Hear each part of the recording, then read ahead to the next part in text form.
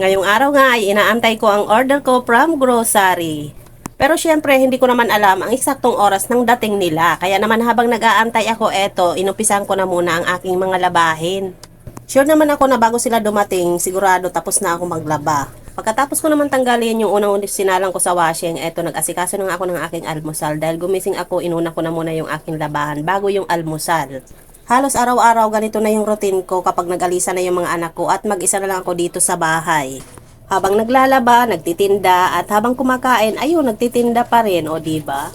Hindi na rin nga ako nagluluto ng ulam ko kapag mag-isa lang ako dito sa bahay. Katulad nito, mayroong mga tira-tira ng gabi, kaya ito na lang yung inuulam ko kaysa naman masayang at itapon lang, o diba? Sa mahal nga ng bilihin ngayon, para-paraan na lang talaga kung paano makatipid. Natapos na akong kumain, natapos na rin ako maglaba, pero yung inaantay ko ay hindi pa rin dumadating. Ang totoo nga niyan, maaga pa lang may chat na naundawin na daw, pero ang ending, hapon na pala darating, chares. At para nga makatipid sa pamasahe dahil ang mahal na nga ng gasolina ngayon, kaya naman hindi na ako madalas pumupunta ng palengke at grocery.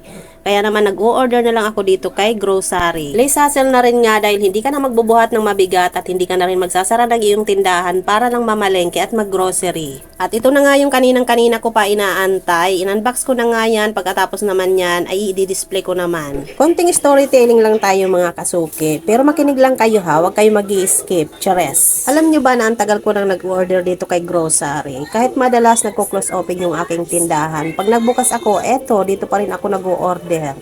Ang tanong, bakit kaya? Dito kasi kay grocery, mag-order ka lang sa apps nila and then i-deliver mismo nila sa iyong tindahan at free delivery pa.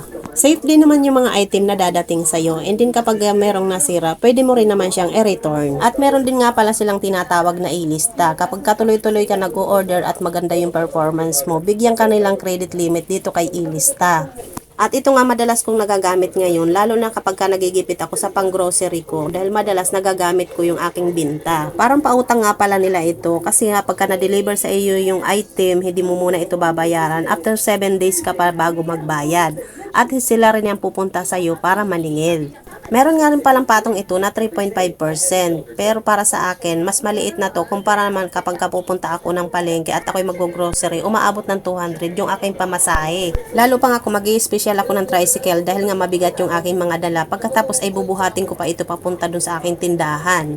Kaya naman parang ako makatipid at hindi na rin ako mapagod sa pagbubuhat. Kaya dito na lang ako nag-o-order. Hindi nga rin pala sila araw-araw nagdi-deliver. Alternate yung kanilang pagdi-deliver. Depende sa lugar nyo kung anong araw yung delivery nila dyan. Kaya kung ikaw may tindahan at gusto mo rin makatipid ng pamasahe katulad ko at ayaw mo na rin mapagod sa pagbubuhat ng iyong mga paninda dahil nga mabigat, abay pwedeng-pwede ka dito kay grocery.